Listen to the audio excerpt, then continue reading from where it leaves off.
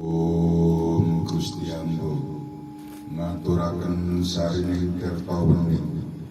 sekarwangi pala buga pancaka saha kukusing diparoni kang sunduri antariksa kunjing ngarsa pepadhanipun Gusti Digulun Sang Hyang Adi Buddha. Om sembah sungkem ambo kunjo ing ngarsa pepadhanipun Gusti Digulun Sang Hyang Guru Jagatnata panutan kang murba misesa Sang Hyang Adi Buddha Hyang Maha Suci sumber sansah ing Tribawana